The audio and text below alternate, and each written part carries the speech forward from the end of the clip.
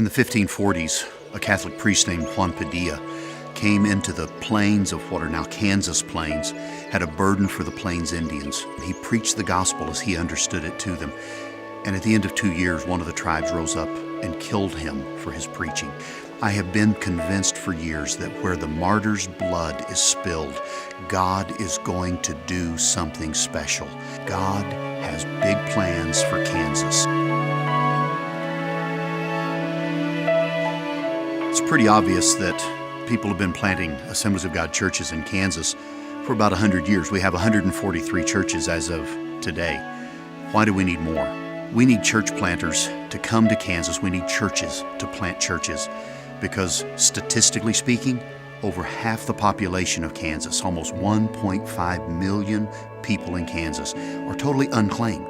They don't know Jesus, they're not Christian, they're not Islamic, they're not Buddhist, they're totally unclaimed. There have been different groups and teams through the years that have strategized and put together approaches to getting more churches planted in Kansas.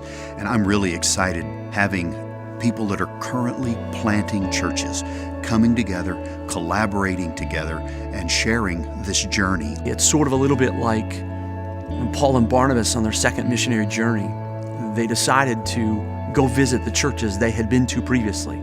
They just decided they'd go do it. And that's sort of how I started in church planting. There's too many places that need churches.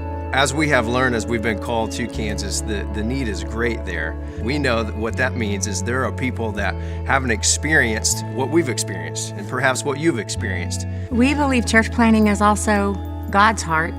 The scripture says that do not despise new beginnings, for the Lord rejoices. He wants something new. He loves new beginnings. He says it in His words. You know, we have tons of stories of people's lives being forever changed.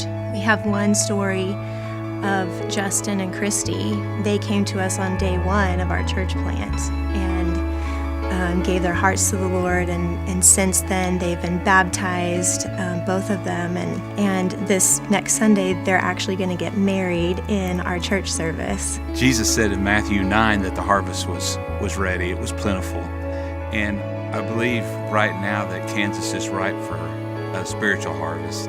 I'm believing God for 20 new Assemblies of God churches to be planted between now and 2020. But how can we get that to happen?